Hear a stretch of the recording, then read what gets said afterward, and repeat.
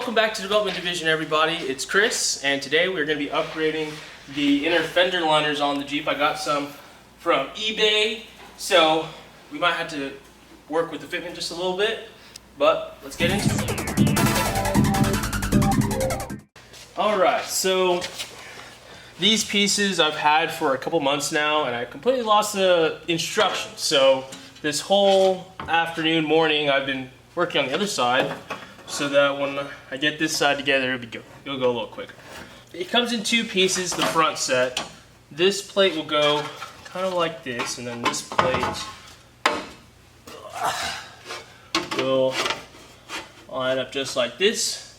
And there are two holes we need to drill. So let me first assemble these two pieces together. Just takes 2 screws, and then we'll go on to test fit number 1 and see where we got to cut those holes. So I'm just using 2 bolts to bolt in these holes right here. This is a pretty universal design from what I've seen on the internet, so there's a good chance that we might be assembling the same exact inner fender liner as we speak, or as I speak. Let's see.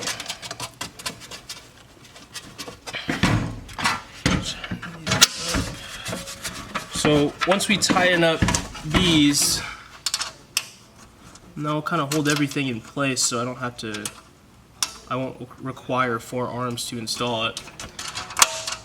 Let's get this going.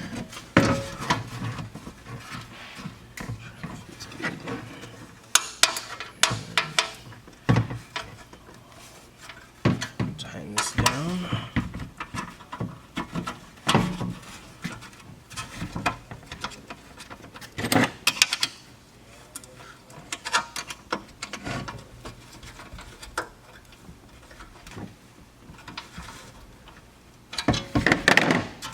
Perfect.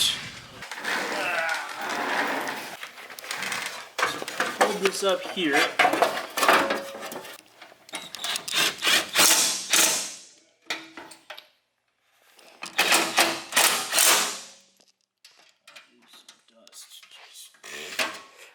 Big Lubbock, Texas. See the dust coming off of that, man? Good God. Now from there, this will line up with your factory hole for your fender liner. That's where a factory hole goes. I'll have to drill a hole right here, and looks like back here. Got myself my handy dandy paint marker. I'll just mark these holes. Back here. Mark that as well. Good. And cool. So I'm going to pull this off, drill that hole, and then I might actually be able to finally assemble it all.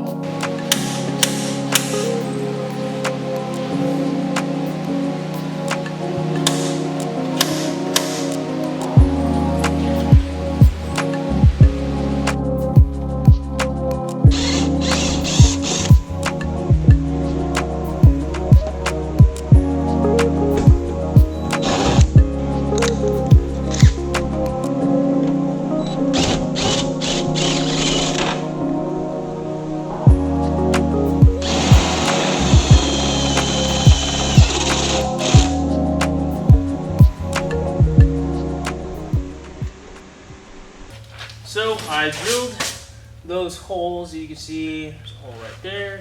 There's a hole at the very front up there. In the back here, I'm going to use a U-nut. These just have a nut welded on the back side, and there's like a piece of metal that wraps it around so you can kind of hook it in onto edges. Looks like that hole might line up pretty decent, so we'll try it. Again, I want to start out by locating those first 2 at the top.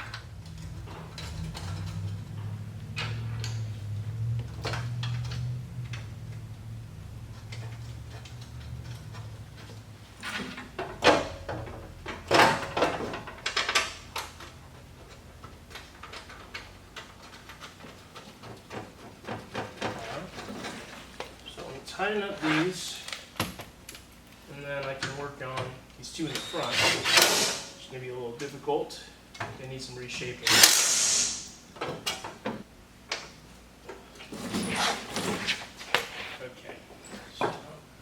as you can see right here, these holes just do not line up. So.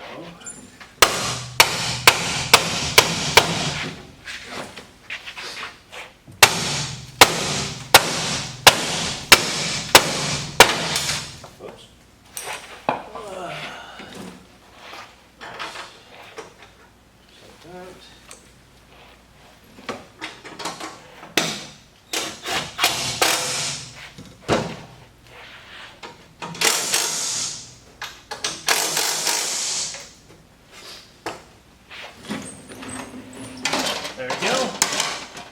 Front's done.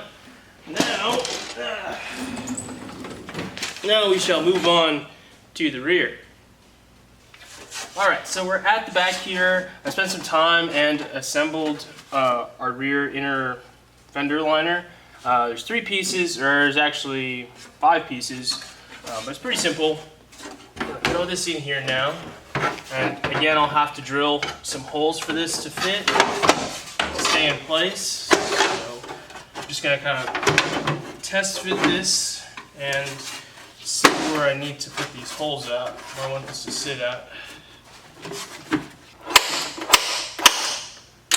don't think the paint marker is gonna reach.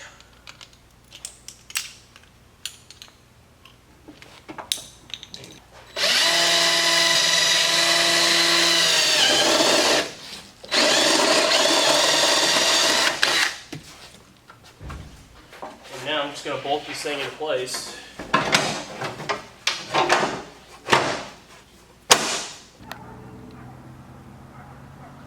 So the Jeep, you know, they look pretty good in there.